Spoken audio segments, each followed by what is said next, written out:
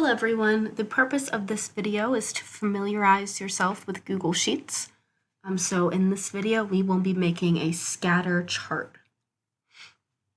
So the goal is to make a graph that shows how students' test scores change as a result of their sleep. So we're given a data table, their sleep in hours and their test score in percent. And so it seems to me that test scores are dependent on sleep, and we're going to see that information.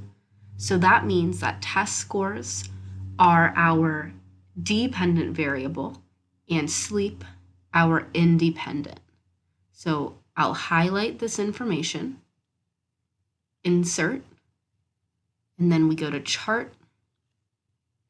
And then we always check scatter. It might default to a different, but you want scatter. Okay. So we're looking, excuse me, pretty good so far. We have test score, see with the percentage, that's the correct axis title.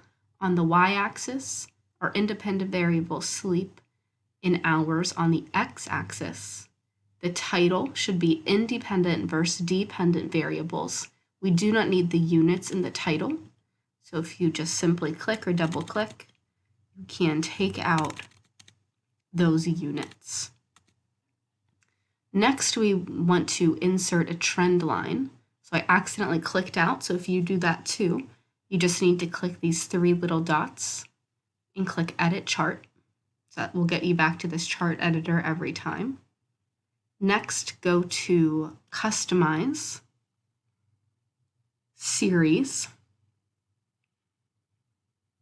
check trend line. See, now we have a line of best fit. And I also want the R squared value. So I'm going to click R squared. And I want the equation. So we go to Label, Custom, Use Equation. So this dot, that just means the data point or our function. So y equals 10.2x minus 2.51. So it's important to notice that our x-axis doesn't start at 0. So that is okay, but sometimes I like mine to start at 0.